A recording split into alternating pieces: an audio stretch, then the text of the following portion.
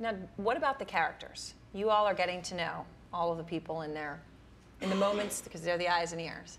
Are there amorosas? I mean, I get some inklings there are some people who may head in that direction. They always are. There always are these incredible dynamics between the cast, and you never really can anticipate it because some of the most aggressive people take a more passive role when the camera's rolling, and some of the more seemingly meek people are aggressive right out of the bat. But I think that's part of what's fun about the show because you have these type of dynamics in an office environment as well. So just having this lens on them and observing how they interact with each other, different ages, different backgrounds, is fascinating in and of itself.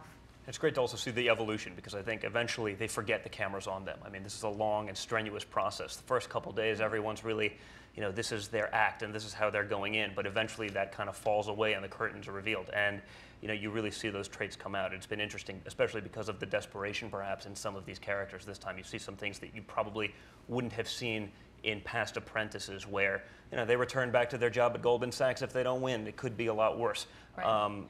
They really are putting it all on the line in this case. Now, what about the men versus the women? I've heard some inklings, and maybe these are biased individuals who tell me that the women are a little stronger as a group than the men, and like I said, maybe it's biased. What's your perception? Well, over the years, Mark and I, we've broken it up many different ways. Yeah. We have the tall and the short. We have the this and the that. But we have lots of different ways of breaking it up. Just teams, you can have every other person. But sadly, the thing that works the best is men versus women. It just works the best, and it's always the most exciting. It's always the most competitive. And, we're not looking to reinvent the wheel from that standpoint. One thing that is interesting, though, and I've learned in reality television, I used to watch even Survivor, but other reality shows, and I'd say, no way they're going to say that on mic. No way, this has to be scripted in some form. There's not one word that's ever been written on The Apprentice for 10 seasons, not one word. But it's interesting, the cameras, because Donnie was alluding to it, the cameras are on, and people sort of forget. At first, they're stiff, because they know they're... But after a couple of days, they almost forget the cameras are on, and they say things and do things. I mean, the greatest example would have been Omarosa, the things she was doing. But you just forget that the cameras are on. And it's like they don't exist anymore. And that comes with a little time. For the first day, for the first few hours, nothing's happening. All of a sudden, they loosen up. And at the end, it's almost, and Mark, you can address this better than anybody in the world probably, but it's almost like there were no cameras around. Well, it's because of people's needs basis changing.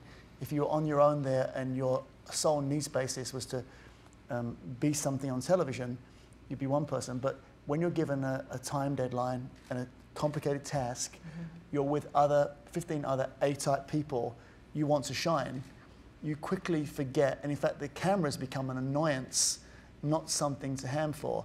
They're hamming for each other to make sure in the boardroom they look a certain way or are perceived to have worked hard.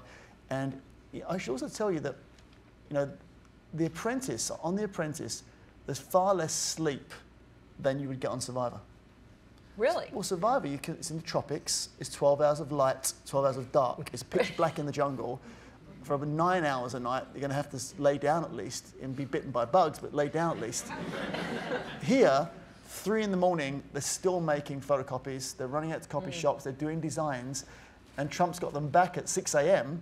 showing up for something. Literally 3-4 hours sleep in 24, and it wears people down because they're motivated to try and do well, and hence, they don't remember the cameras are there, and they're worried about how they look within that group.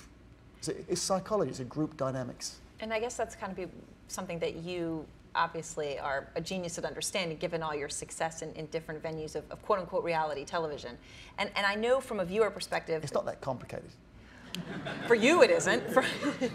But people may say, okay, they've done this 10 times now, everyone has their strategy, they've watched the other ones, how unscripted, quote-unquote, can it be? Frank, and a bunch of people in this room, and give you a business problem, have cameras there, give you a couple of hours, you'll be so focused on what you do and trying to solve the problem, you'll quickly forget and just go into your leadership mode, and that's assuming they're all A-type people.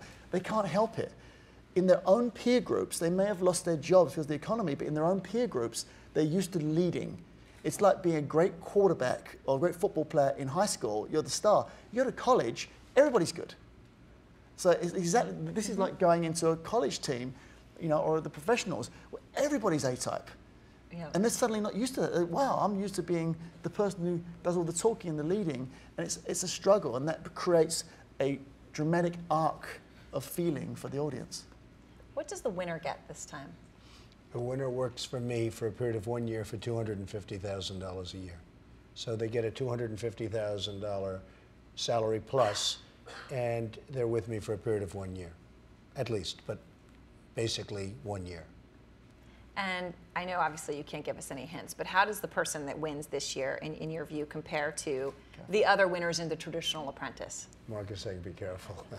He did. But we don't know my who job. won. I mean, really, we don't know who won because, I mean, obviously we can't shoot everything because we have over 500 people shooting. You saw the beautiful scenes. I mean, I think it's some of the greatest cinematography I've ever seen. And actually, I don't think Mark gets enough credit for the shots of New York. You can go anywhere in the world and you can see shots of any city in the world, and you won't see shots as beautiful and as professionally taken as those opening scenes of The Apprentice. I mean, I really don't think that the show has received Emmy nominations and everything else. I don't think it's ever been given the credit for the cinematography that it really should. Do you get to shoot it fresh every time? Mm-hmm. That's pretty nice. A new helicopter shot? Could have saved a lot of I money. wish I by knew just doing Zucker it could be once. that generous. Now, Frank would have shot it once. Aaron, Frank would have shot it just once about 4 or 5 years ago and saved a lot of money. That's why he's Frank, right? What makes Jeff Zucker really good at his job is Jeff Zucker's attitude is, here's a certain amount of money, go make the best show you can make. And he's not micromanaging me, calling up saying, did you get this shot or that shot? He just wants a great show. And the obligation and the commitment, when you're given a chance to be on network television, I consider this like as if we're making a $100 million movie. Just because it's unscripted doesn't give you the right to betray the privilege of the honor of being given the hour. We're on 10 o'clock on Thursdays. It's like, as Donna says, it's like Fifth Avenue in real estate. Yeah, you know, we have an it is. obligation to deliver.